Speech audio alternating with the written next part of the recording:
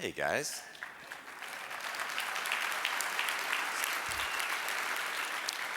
Sorry about the confusion. Selling and presentation skills. So this is my first opportunity with you guys, really. I'm kind of excited about it. This is an exciting time for all of us, these 4 days.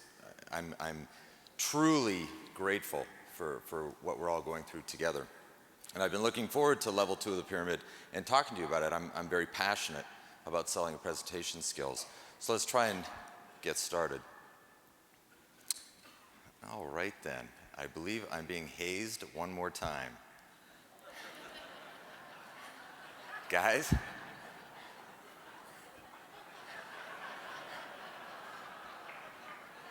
Tim, very funny. Where's Tim? If we could please, guys in the back, it'd be greatly appreciative. Starting to get a little uncomfortable.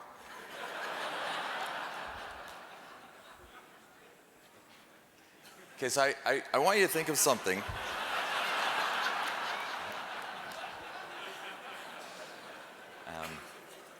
I want you to think of something right now.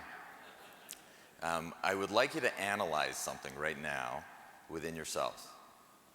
I want you to think of the emotion you're feeling right now, judging the new kid on the block. And no, really, think about it just for a second. How's it feel right now? How do you feel? Do you trust that we've properly prepared selling presentation skills? Do you trust that the information is valid right now? The emotion. I really want you to try and tap into the emotion that is created for making a bad first impression. And I want you to analyze how you're judging me right now. When you talk to somebody for the first time, when you talk to a client for the first time, when you talk to a strategic partner for the first time, a real estate agent, a financial planner, accountant, attorney, if you're at a networking group for the first time, your first impression with them is critical. And you need to prepare for it. You need to practice it. You need to be ready for it. There's a moment, a first moment that you need to be ready for. And I want to show you what happens when you blow that moment. So I'm not being hazed. Recap of what not to do to make a first impression. First impression, we all hear the cliche, it's very difficult to recover from a bad first impression. It is difficult to recover, and I'm going to have to spend the next 25, 30 minutes trying to recover from it. But I wanted to do it on purpose so that you can really understand the emotional impact of what happens. And I hear a lot of people saying, well, I shouldn't be judged based on whether I'm a good salesperson or not. They should judge me based on the value I have, the value I bring to the table. They should judge me based on the information I'm providing. And that's a wonderful thought. It just doesn't work that way. It just doesn't work that way. If I came out on stage and I wasn't in a suit, if I was in casual slacks and a golf shirt, would you judge me? Odds are good you would. And that's not bad. It's just human nature, and you need to get comfortable with the fact that it is human nature. And level 2 of the pyramid is critical. We all have an obligation to be good communicators. And that's, to me, what being a good salesperson is. It's being a good communicator. Level 1 of the pyramid, Greg just talked to you about level 1 of the pyramid, essential knowledge. Essential knowledge is critical, absolutely. Foundation level of the pyramid. But selling and presentation skills is equally important. Quick bio of myself. As I was introduced, my name is Eric Mitchell. I'm the area manager for charter funding in Minnesota. I'm also an originator, so I'm in the trenches just like you every day. I'm meeting with financial planners and accountants and attorneys, clients every single day. 7 years in the business. I started in 1999. My timing was very good. I came in at a very good time, and I'm projected to close 360 loans this year.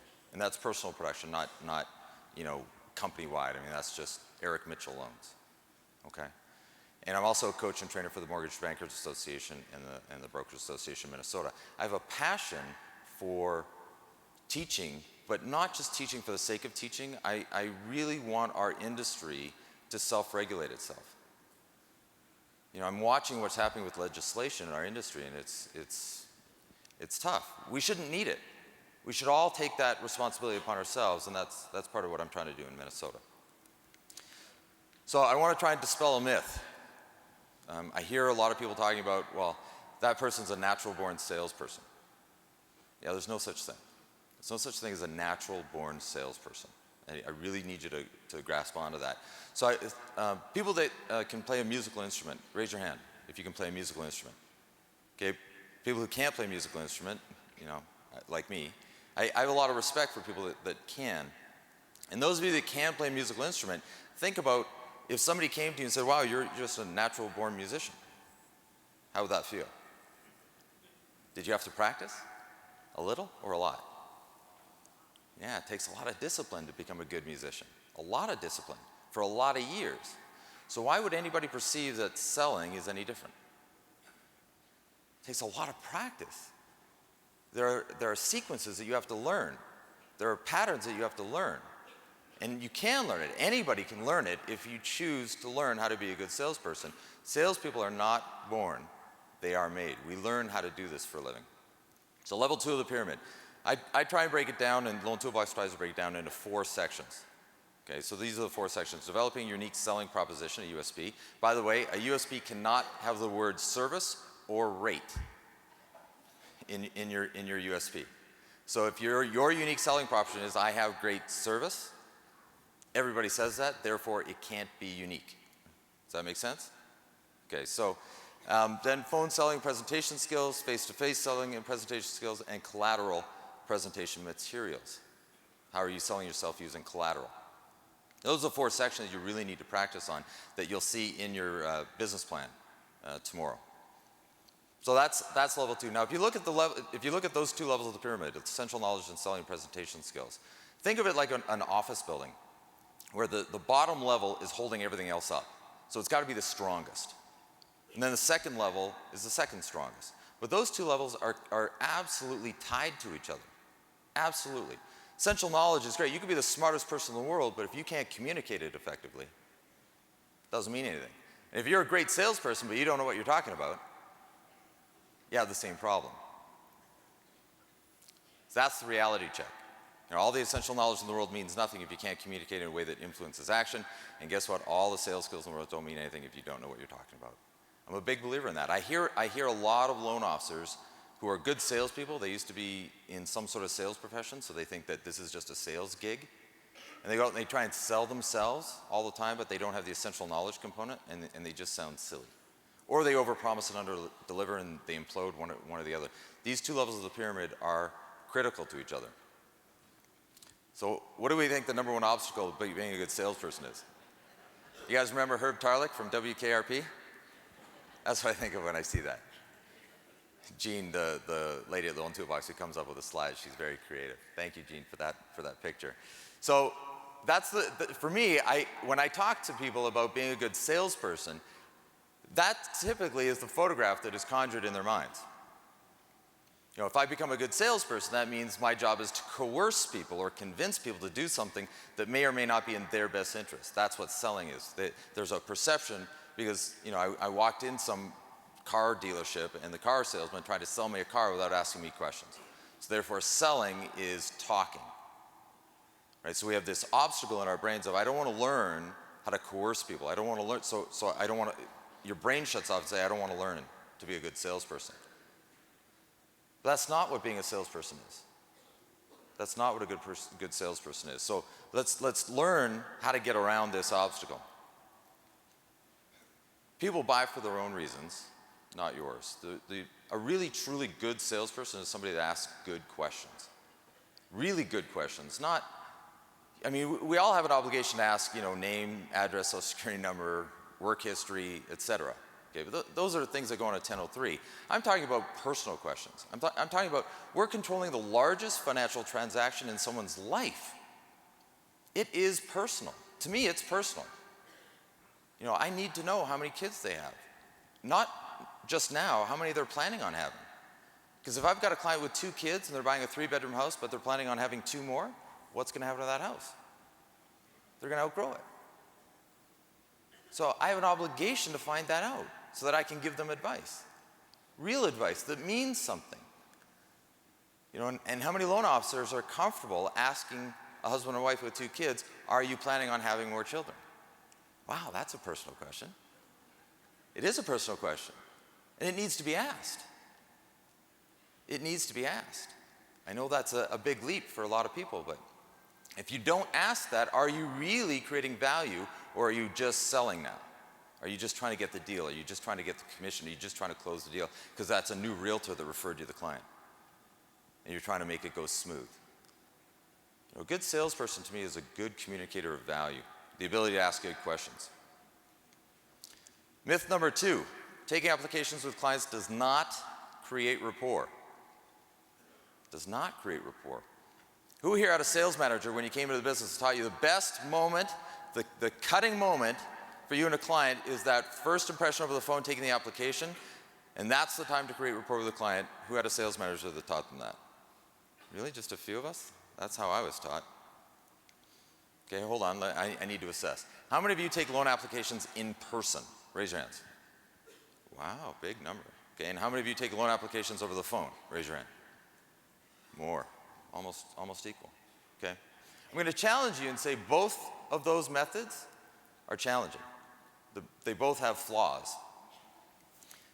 For me, when you take an application in person, so they come to your office and you take their information and you put it into whatever software you're using, as soon as you're done gathering their information, what's the first question they ask you? What's your rate? Yeah, what's your rate?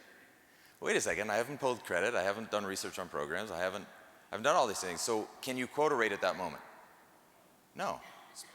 But does the client understand that? No. So what did you just do? You just sabotaged yourself. You put yourself into a position where now the client is going to question whether they trust you or not.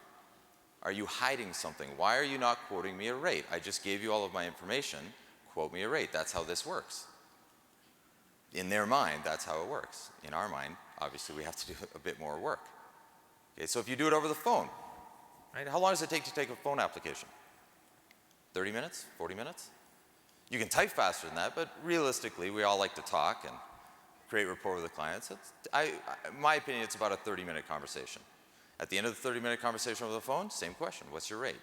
And you're putting yourself into the exact same situation.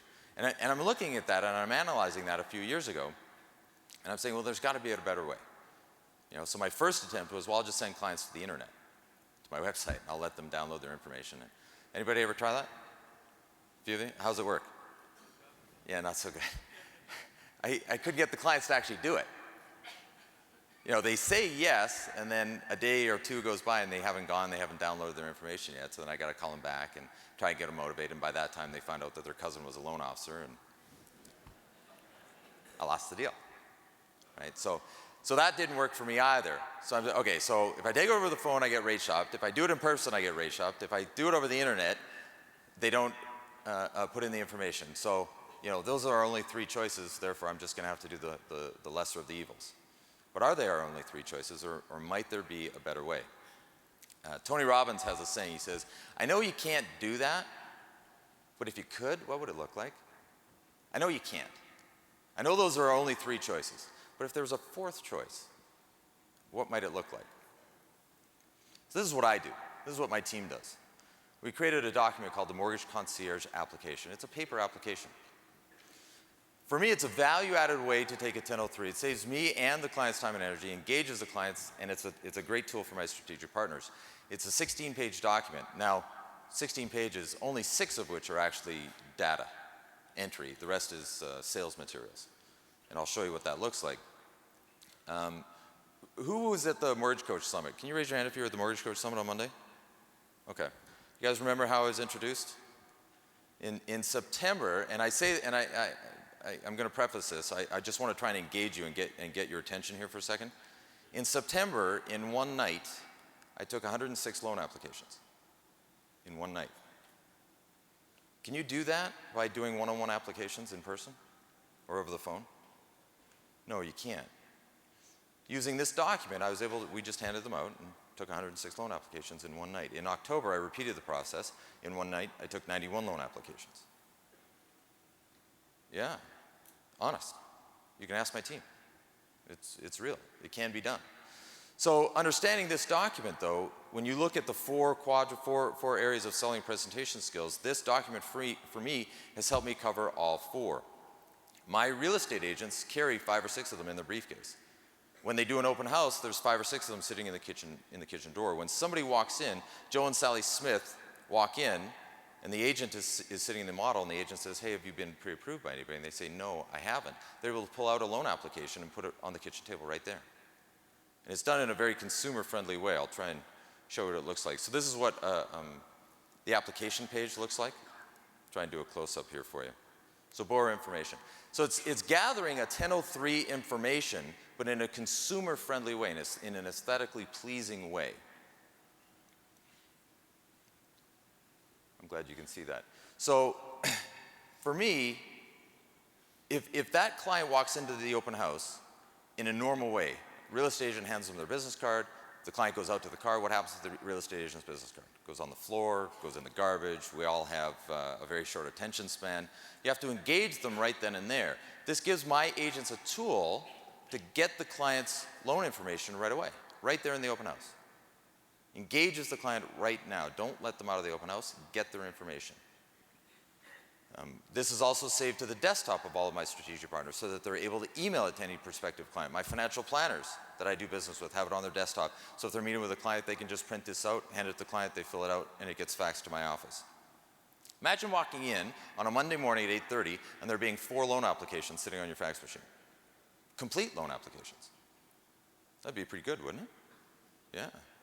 Then it's a matter of using this document effectively and coaching your strategic partners on how to introduce you properly. Imagine, I really want you to imagine the sequence that I go through with my partners. So on a Saturday afternoon, an agent's holding an open house, a client walks in, fills out the application, the agent introduces me along the lines of, you know what, if you do business with any other loan officer other than Eric Mitchell, I'm just letting you know I've been in the business 20 years, you're setting yourself up for sabotage. I've seen what Eric and his team does, and you'd be crazy not to do business with him. So then they fill out the application, it gets faxed in. My loan coordinator pulls it off the fax machine. Dad enters it into Point, we use Point. Pulls credit. There's also a consumer analysis that's in there as well with all the trigger points. And we're able to research programs. So the Monday morning when I'm calling the client, my first conversation with the client, I have a complete loan application, a credit report, programs chosen, and solutions ready. My first conversation with the client. What's my ability to close that? What's my ability to create real value for the client? How many more loans can you close in a month? Yeah, it's understanding. I used to listen to trainers in the mortgage industry, and I would see these statistics. Somebody would say, yeah, I closed 100 loans last month. I'd be like, oh my God, that's just ludicrous, 100 loans last month. I'm having trouble closing 3. You know, and I couldn't connect to it. And then I remembered I'm so grateful that Tony was here last night. I remember what Tony used to say. I know you can't close 100 loans a month. I know it's impossible. But if you could, what would it look like? This is a part of what it looks like. You can do it. It's being done. It's just a matter of learning it and implementing it. So we also have mortgage planning questions. We've all learned strategic equity and other valuable tools of what we do. So we've incorporated that into the questionnaire. Give you examples of some of the questions we ask. Question number 7 is, please check the following if they are priorities as it relates to your mortgage financing. You know, what are your trigger points? Tell me what you're really asking. Is this about monthly payment? Is this about interest rate? Is this about closing costs? What are your priorities here in this transaction?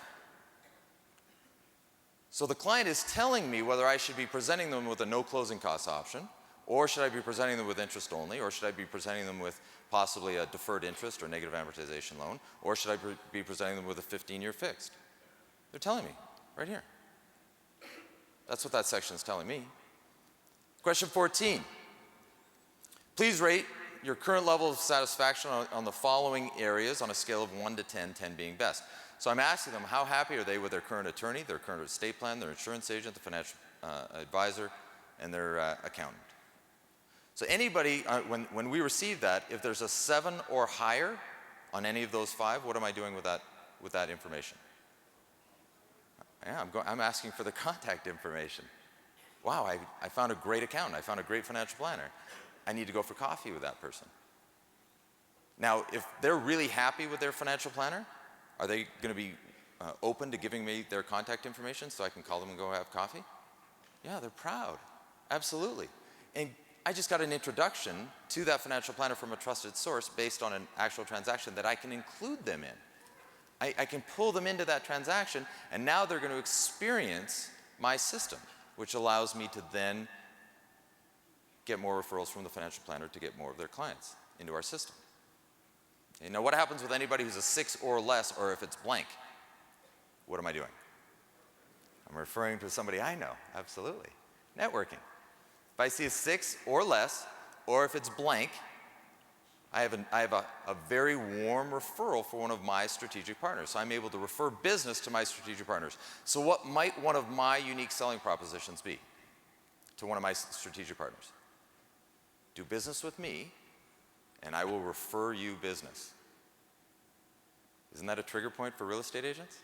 Financial planners, accountants, attorneys? Don't they want a reciprocal referral relationship? What is your ability? What is my ability?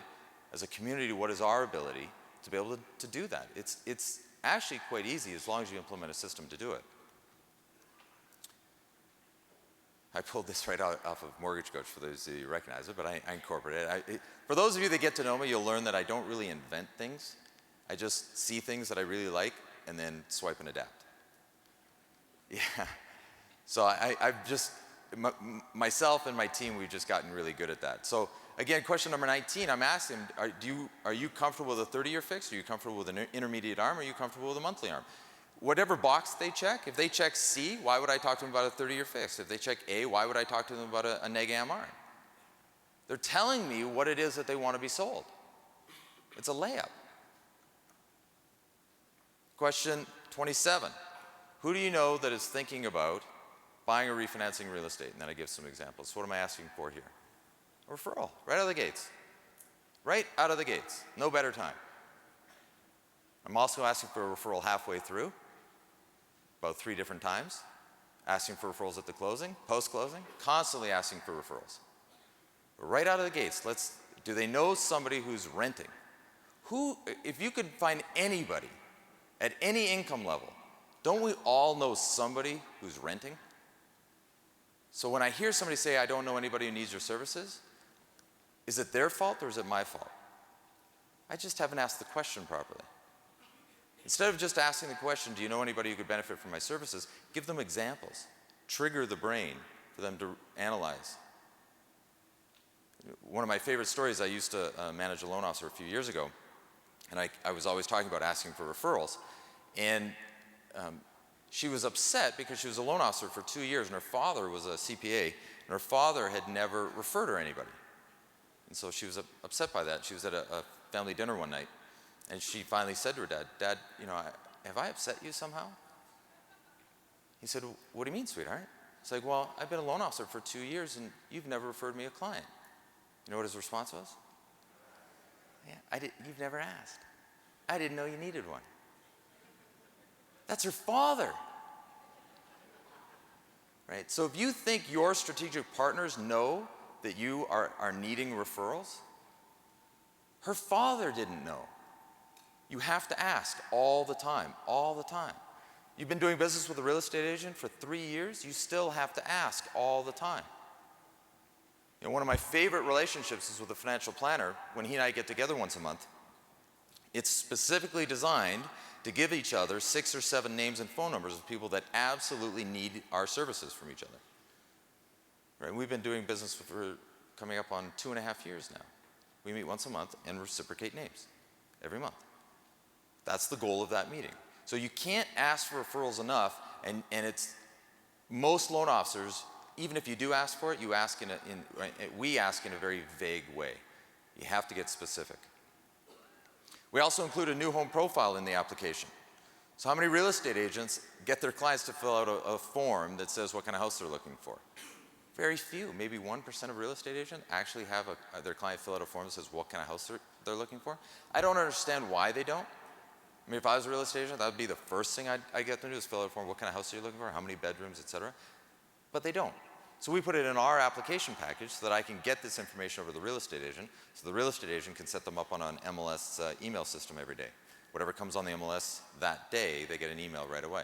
So I'm doing the real estate agent's job for them because they don't do it. And I used to get frustrated by that. I really did. I used to think, wow, real estate agents, they don't do their job. Like, they expect us to do their job for them. And then I had an epiphany.